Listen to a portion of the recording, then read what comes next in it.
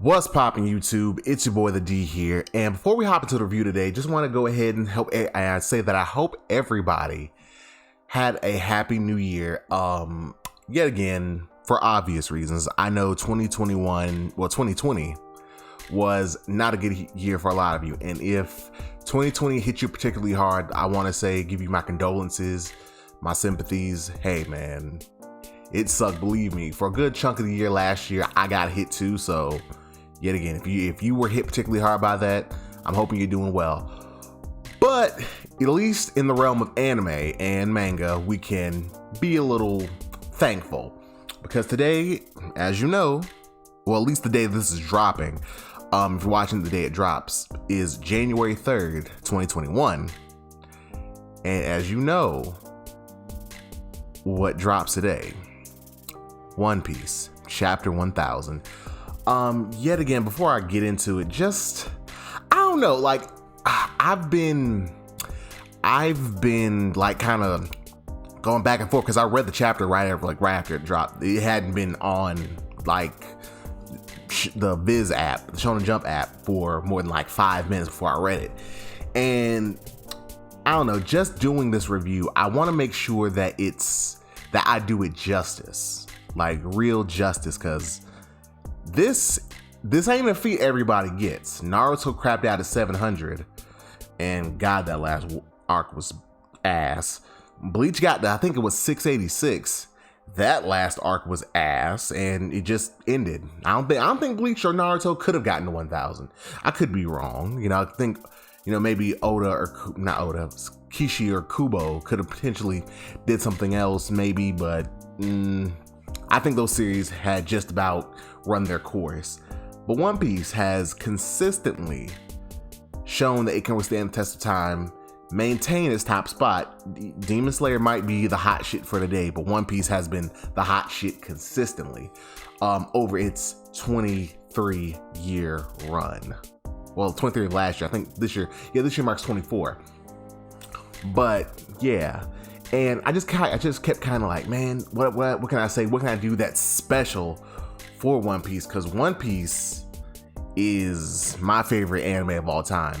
Don't think it's the most perfect. That's Yu Yu Hakusho, which those videos, whenever I get to them, you'll see why I say that. Don't want to put too much of that here, but yeah, this is a monumentous occasion for the series, and it should not be understated. Like I said, not everybody gets the 1000. Hell, I've by getting the Shonen Jump app, I've actually been able to read some series that aren't even getting anywhere near close. I think Chainsaw Man's about to end, which I haven't started reading that, but I believe that's not getting anywhere close to 1000. Demon Slayer crapped out at 205, which that last arc was good. It just came too soon. That's the problem with Demon Slayer. It ended too quick. But still, 205 chapters. Black Torch, I think it is, or Black Cat, whatever it is. I think that's only in like 20 chapters. That got canceled. Black Clover, I don't think it's gonna reach 1000, and neither do I think My Hero Academia is gonna reach 1000 either. So at least in the shonen space, I know Detective Conan, and I think damn it, what is that? It's like Yaomon or something about the little blue cat alien shit. I think that's an animation. So I think that's different. But Hajime no Ippo got 1000 plus. But anyway, it's not every day that a series gets to reach 1000 chapters and keep going as strong as it has. Cause hell, as we know, well, at least from what the editors have been saying, One Piece is due to end in a few years.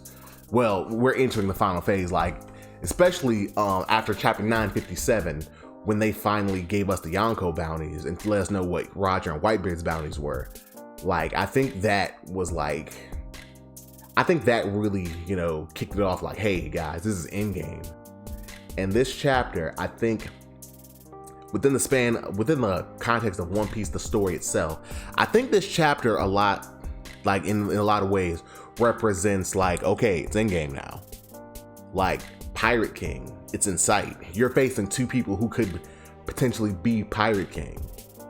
And you're stepping up to that plate, and you have to perform, and you have to show why you deserve it more than they do. And I think in this chapter, it really shows that, you know, this is what that is. It's kind of, and to bring Demon Slayer back into it, because yet again, Demon Slayer recently hit the milestone of being the highest grossing film in Japan. And I think last year, 2020, it was the highest selling manga, which congratulations. I love the series. I think it's really good. I think it's really, really good. And even Oda himself was like, you know, hey, congratulations. Like, there ain't no hate in that man's heart. He know, like, okay, y'all got it. You know, you're like new hot shit. I don't care. I'm doing my own thing. But going back to Demon Slayer, yeah, again, they just hit that. And crap, what was I about to say? Hold on. Demon Slayer, the new hotness. Oh, yes, now I know. Okay, the Demon Slayer, the Infinity Train, which yet again is just the next phase of them, which is just the next arc of the manga. It's just putting an arc in a movie. Anyway, I think that there's a lot of parallels there. At least, yet again, One Piece has had moments like this previously, but I think going into the final phase of One Piece, this is kind of similar. The Infinity Train arc in Demon Slayer is like, okay, this is the rest, like from here on out, this is the rest of the series. Like, this is a paradigm shift. I think One Piece has already had those with its time skip, and even like in his lobby in Water 7 before that. Like, this is the rest of the series. Like, this is gonna be what's gonna be from here on out. But I think for One Piece, this is gonna be the final time we have something like this. This is gonna be the final, you know, this is gonna be the rest of the story. This is the first day. This is the first chapter of the rest of One Piece. And it's just big. Like, I cannot undersell how big this is. Like, the end is in sight. We're in game now. Like, dog, I can remember Naruto ending, and when Naruto ended, it was kind of like, okay, you know, Naruto's over. It kind of felt weird because Naruto was what really kicked my anime, what really kicked me in the manga. Like, that was the first manga I ever like really dug into. And when it ended, it was like, wow, that's kind of weird. This thing that which started me on this path really just ended. It was weird. It was really weird. It was really odd to me. Like, it left a void, but One Piece filled that void easily. Same thing with Bleach. It was kind of weird, but the ending sucked, so whatever. But One Piece, that void is getting closer by the day. It's like I'm in the crow's nest of my ship, and I can see on the horizon that void coming up. And it's kind of weird. I mean, I want to see the end of One Piece. Don't get me wrong. I want to see the Straw Hats take on the Blackbeard Pirates. I want to see them reach Elbaf. Which, speaking of which, I'm gonna do a video just as a preview. If you're listening to this, you get a preview of what one of my upcoming videos is gonna be. The rest of One Piece. I'm gonna look at everywhere and quote unquote everything, potential place that the Straw Hats could go, and what I think we will go, because ain't a lot of time. Like, normally an arc in One Piece lasts a few years. And funny enough, we've kind of gotten through Wano, because I think we didn't get, well, not really.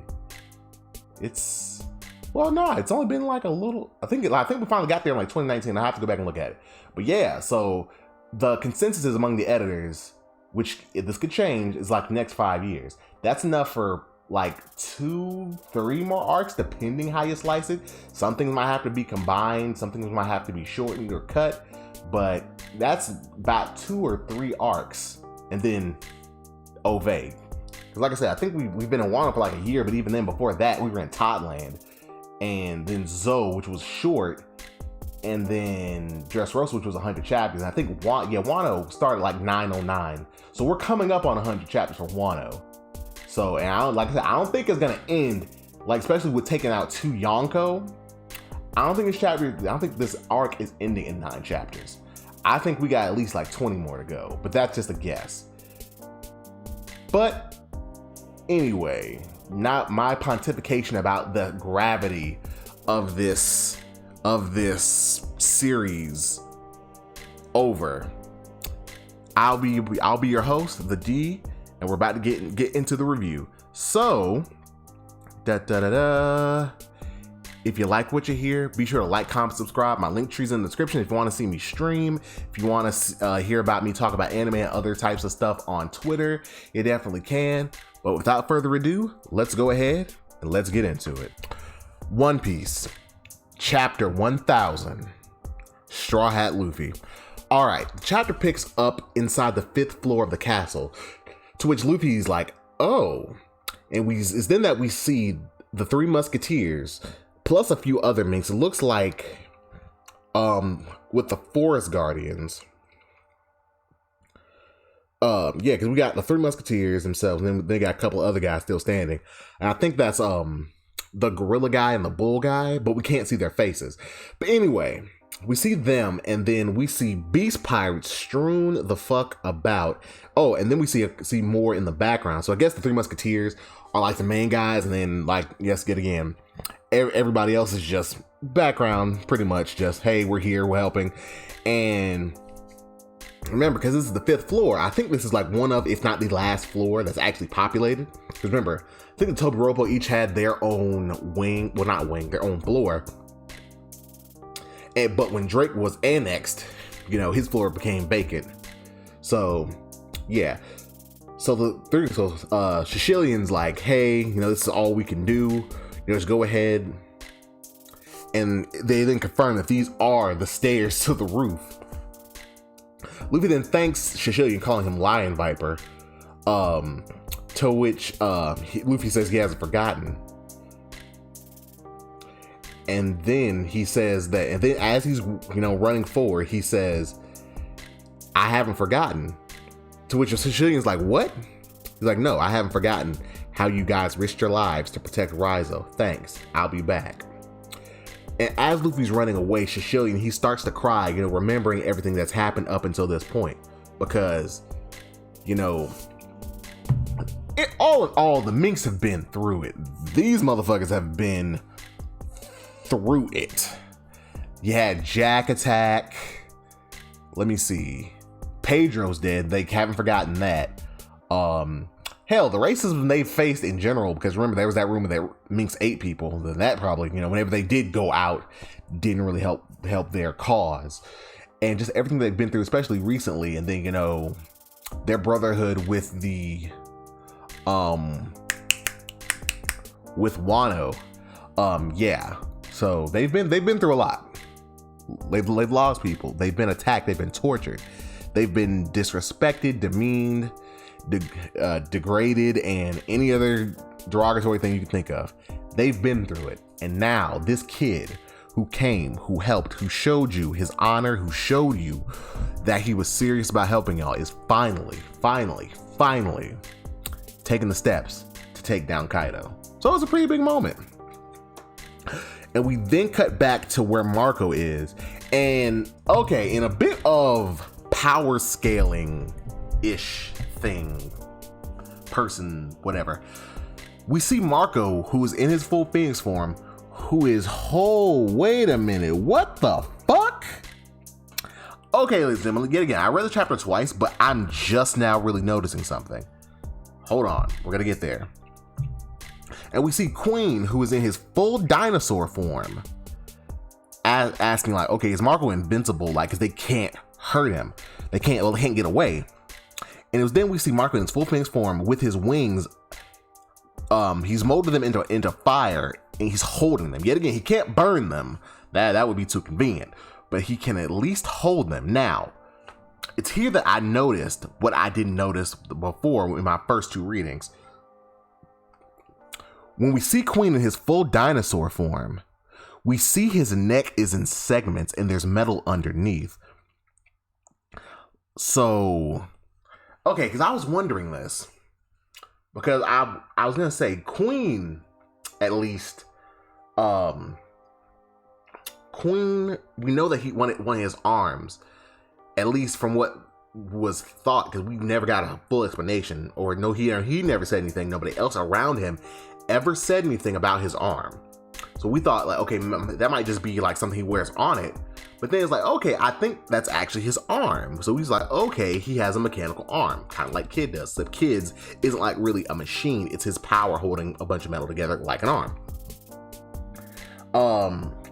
But no. And we thought it was his arm, but it was looking here. That Queen may be a full-fledged cyborg, something to the effect of Frankie levels of cyborg. Now, it wouldn't be the first time we've seen another cyborg besides Frankie. At least the one that comes to my mind was Kaido's crew. Prior to the time skip, in that last chapter where we cut around to see all the supernovas going around, making their way to the new world, finding new dangers, meeting people, blah, blah, blah, blah. On a particular winter island, we saw Drake come face to face with a cyborg who had a triple Gatling gun on one of his arms. And I believe the guy's name was Scotch. And he told him, don't make trouble here. This is one of Kaido's favorite islands. And we never found out what happened to Scotch. Excuse me. I don't think Scotch is actually Queen. I think Scotch may have been under Queen and somebody that Queen was experimenting with and helping. But that's just a theory, especially seeing this now. Like I said, I thought Queen was just, technically a cyborg because he had a mechanical left arm, but now it's seeming that no, he is a cyborg through and through. And it's really interesting because I thought all of that stuff would kind of like go away when you transform, but it looks like no. If you're a cyborg, if you have a devil fruit, all that shit it sticks around, it stays with you. So if you're if Marco was a cyborg, he wouldn't just turn into a phoenix. No, he'd be a cyborg phoenix. But that's just interesting to see. And we then then the next panel, yet again, had to talk about that really quick. We see Marco saying, "Easy, guys, easy. Stop freaking out and just let the man go." Talking about Zoro. It's then that he uses his talon to jettison Zoro through the hole in the dome so that he can get up. We then flash back to the storage room with the partially melted dragon statue, and we see Momo, who's picking up where Odin left off last. Now, I forgot to put this in the last chapter review, but that book that the book that Yamato was holding was actually Odin's log. Sorry, I had to take a swig of juice. But it's even looking like, as we're about to find out, that Odin may have chronicled everything that the Roger pirates discovered at Laugh-Tale. It doesn't like flat out say it, but it really implies that. So, by reading this, Yamato, who kept the secret, may know the true history of the world and what the Roger pirates found out. And it's really interesting.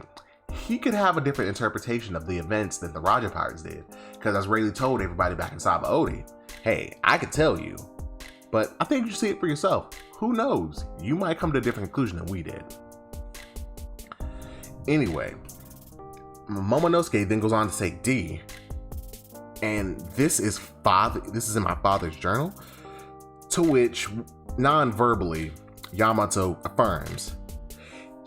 Yamato then goes on to say that he never truly believed that he would get a chance to meet him.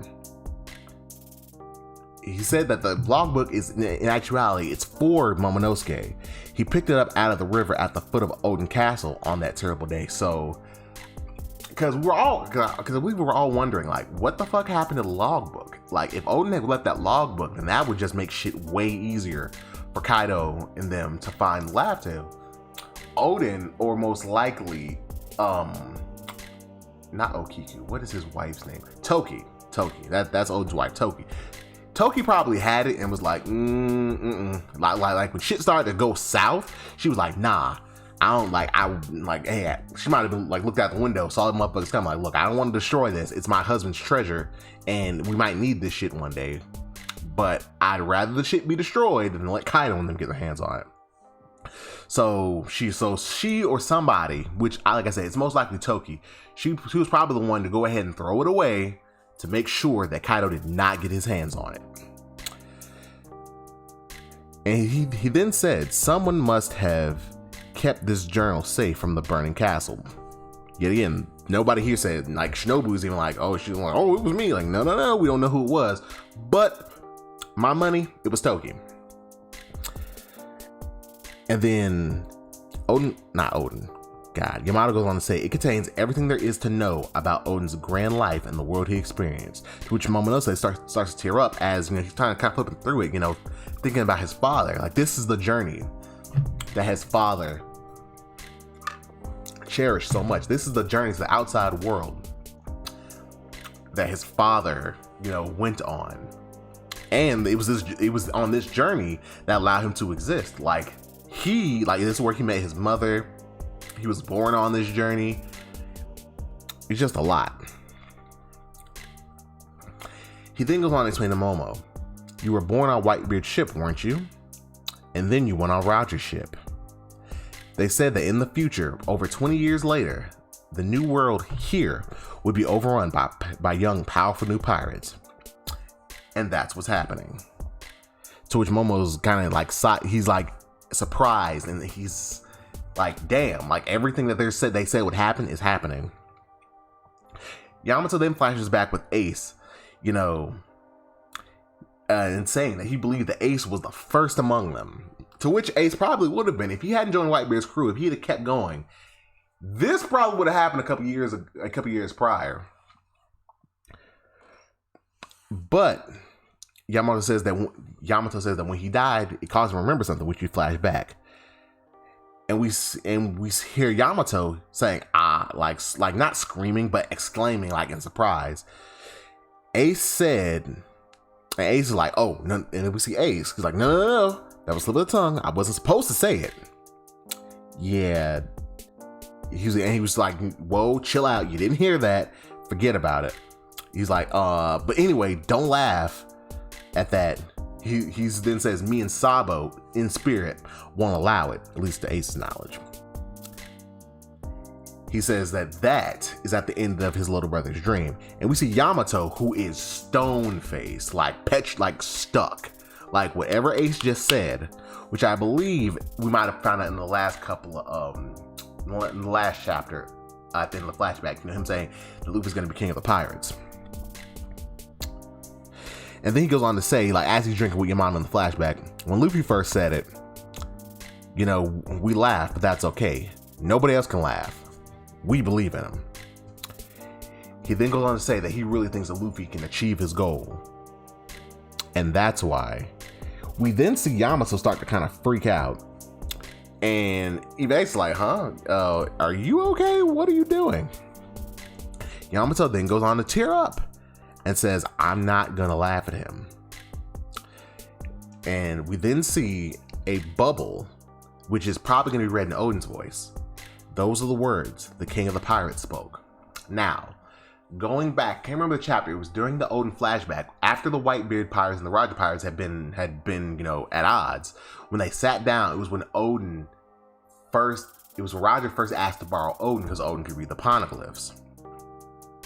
And we then see that, you know, Roger says, they go away, and then, you know, everybody's looking at him kind of crazy. And I believe, we never found out exactly what he said, but most likely, I believe, like, the general consensus was he said he was going to be king of the pirates, which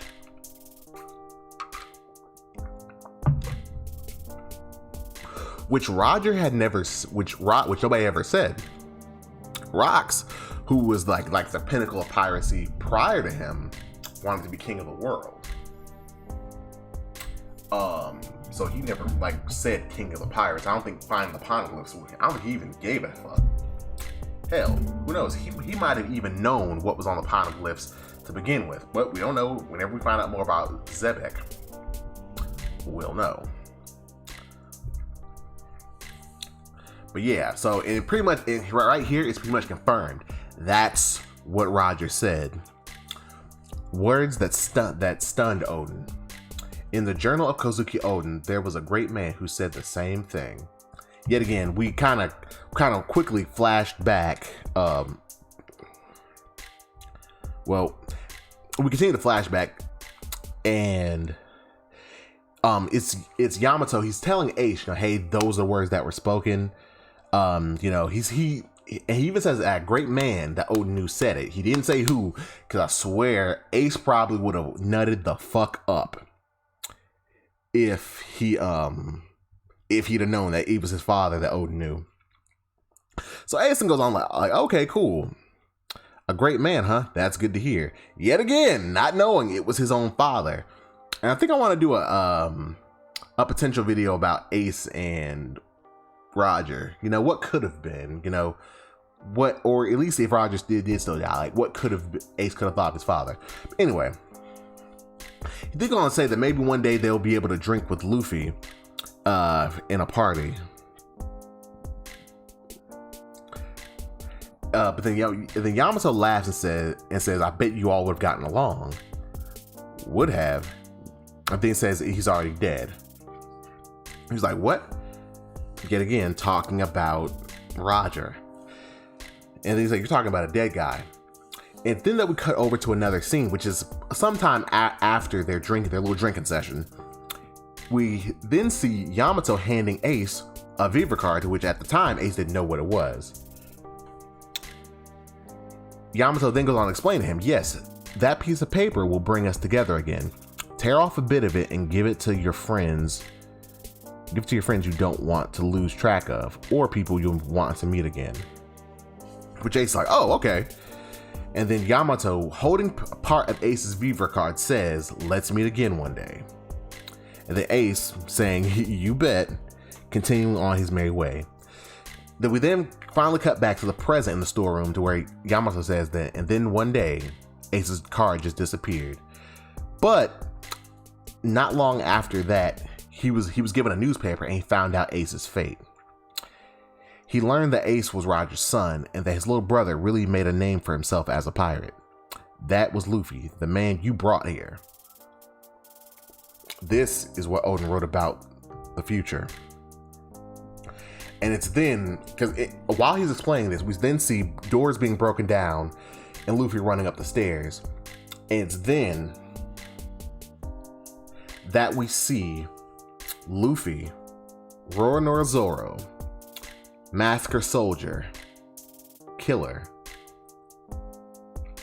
Eustace Captain Kidd, and Trafalgar D. Water Law standing. Well, Law is sitting on a rock. But he's neat. But he's looking kind of like Law's just looking like, bruh, I'm just chilling. But we see these five standing in a sense, well, some in a sense, against Kaido and Big Mom. But then Yamato goes on to say, over 20 years in the future, powerful pirates leading the next generation will come swarming into the world.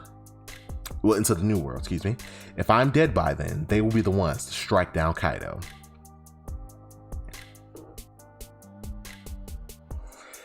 And then we see Kid, who we haven't seen in a while, who I thought he was going to fight one of the Tobiropo or even King or Queen themselves, potentially, like, or help. But it's here we see them say, well, he say, and here's another one. All of you stay back and watch me fight. Yet again, starting up that competitive shit, to which Zoro kind of looks over, and Kid, and well, we can't see Killer's face, and both not Straw Hat, but both Kaido and Big Mom, just saying, and Straw Hat, Luffy being the only one that Kaido's acknowledging, and then Big Mom saying that they're all these fetching young heads ripe for the taking. Luffy says and starts walking towards both Kaido and Big Mom, to which the others are kind of surprised. Kaido then kind of like looks over at Big Mom, saying, Lin, can you guess what this little boy said to my face? Said that he would become right to my face. Big Mom then agrees, like, oh, he's a saucy one. He talked a big game to me too, and he destroyed my castle. And then she says that he, being Luffy, owes her an apology. But it's then we see Luffy kept walking. I don't know. Now, again, because of the way it's shot, two things happened. Either Luffy sped up, he used shave to get past them without them noticing, or while they were talking to each other about him, he just kept walking. I think it could go either way, but they're both surprised that he just got past them. Yet again, it's not like they were like looking far and wide, but they noticed he got past them. Well, while they were talking, he got past them somewhere, whether he accelerated or he just walked. He got past them, and is calmly, like I said, I don't think I kind of don't think he accelerated. Now that I'm looking at it, I'm talking to y'all. I don't think he accelerated. I think he just walked. I think he was that confident in himself in this moment. I don't got to do all that. I don't got to go gear second and fly past y'all. I don't have to jump over. I don't have to rocket. I don't have to anymore. I'm just gonna walk past you, and then we see why he walked past. And even Zoro takes notice. He's like, like that. Like, so Zoro's kind of chilling, watching. He's like, okay, so this is what we're on. This is what's happening. Like, I think Luffy's setting the standard of what this is gonna be. Kaido, yet again, he was surprised, but he then, okay, whatever, kid walk past me. Fuck it. He's like, hey, say it again. Tell us what you're gonna do, who you're gonna be, and what your goal is. Say it right now, where we can hear you. Pretty much tell him, say it in my face. But Luffy pays him no attention and goes over and picks up Kinemon. And while he's picking him up, he says sorry that he took so long. Then we see Kinemon coughing up blood, and we see the other scabbards strewn about, yet again looking pretty bad. Now, we don't know the full extent of their injuries, because at least it looks like Kinemon still got all of his limbs, but we know Okiku got her arm cut off. So we don't know if anybody lost any limbs, if anybody died, because Kinemon's the only one who's vocal at this point. Everybody else is out. And it's then that Kinemon says that, alas, when he passes on, he has nothing to show his Lord Odin but shame for losing. He then grabs on Luffy and asks him, will you put Wano on your back? And to which Luffy yells confidently, of course, this is my friend's country. To which Kinemon starts crying. But while this was going on, Kaido is not finna take this disrespect. He then puts his Konobo above his head and says, hey boy, to which yet again Luffy notices. And before Kinemon can say any more, he says I believe he's gonna say, let's Luffy know, like, hey, he's behind you. Luffy quickly yells over to Trafalgar and tell him, hey, put them below, send them down below so we can get them out the way. To which Trafalgar complies instantly, sending all 9 of them away. And then as Kaido's Konobo comes down, Luffy jumps in the air, and we see the wreckage go below. And it's here that we see Luffy go third gear, gum. And it's here that we see a flashback of everything that's happened. We see the Minks telling everyone that Raizo is alive and well. Nekomamushi saying that they would never sell out a comrade. Momonosuke tearfully asking Luffy to defeat Kaido. Kinemon explaining that they crossed through time to arrive from Wano 20 years ago. The execution of Yasuie.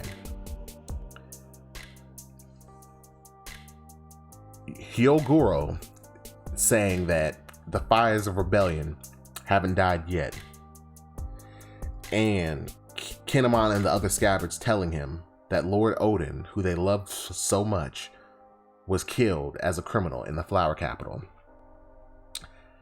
And it's then we see Kaido glare up at Luffy, and a flame past Luffy's face, and a fist hit Kaido's face. Now, it's here that we kind of get to see a little bit of Luffy's growth. When he hit Kaido before, when he first got to Wano, he was able to hit Kaido, no problem. That wasn't the issue.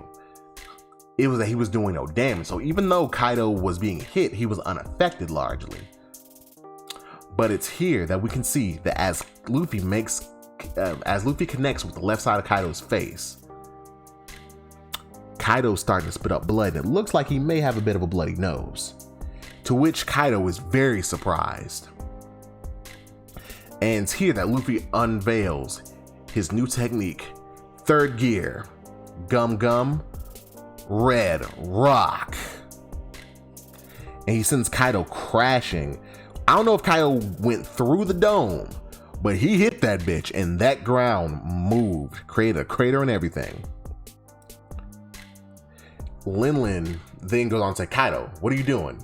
Like, hey, he hit you. Like, look, why are you letting him hit you? What the fuck? And then Kaido, as he's getting up, Luffy states, I am Monkey D. Luffy, and I'm the man who will surpass you to be king of the pirates. Chapter end. Next chapter hits January 17th. But all in all, not a lot happened. Like, we didn't get a lot of information about certain things. Like, okay, we know, like, okay, Ace respected Roger. He just didn't like the shit that was being said about him, but that's a topic for another video. But no, now, like I was saying earlier, this is the chapter that is the rest of One Piece. Luffy was not only able to hit a Yonko, but he was able to hurt. He was able to hurt one. He hit Kaido in the face. Something that's not a feat. Kaido lets niggas hit him. He is the type to block because of how powerful he is. But he not only took that hit, he took damage. That's the problem. And in the last panel, in Big Mom's last panel, she looks shook. So she wasn't expecting that either. So now it's pretty much been stated in that hit, I can stand against you. I might not, like, I don't think we can necessarily say Luffy's their equal right now, but at least he can hurt them. And the same can probably be said about Zoro, Trafalgar, Kid, and Killer. Like, we can hurt you. Like, we've taken our past defeats, we've taken that shit on the chin, and now we can actually hurt you. But that's it. It was a dope chapter. Like I said, it wasn't a lot in the way of information, because I thought we were gonna get the Todoroki fights and everything before this, and I thought Zoro was gonna fight King. But unfortunately, at least for the time being, it doesn't look like that's gonna be the case. Although it's possible that something could happen, he could get split off, or King could come in. Like, it's like, okay, I have to be the one to take King out, so King can't interfere in the fight, which is what I'm hoping for. But we'll see. But yeah, we got a break next week, and then January 17th. So no chapter on the 10th. Next chapter is gonna be the 17th, and then from there on, we should be back to regular business. How Oda does, at least 3 weeks out of the month. But anyway, yes, the chapter has been pretty dope. Definitely sets a tone. Like, Luffy is now in the Yonko, is now within spitting distance of a Yonko. And that's just how it is. Definitely let me know what you thought of this chapter in the comment section below. What did you think? Is there anything you didn't like about the chapter? Is there anything that you didn't? Is there anything that you would have liked to see that you didn't? Anything that you didn't like? But without further ado, I'm going to get out of here. Remember to like, comment, and subscribe if you liked what you heard. This has been your boy, the D, signing out. See ya.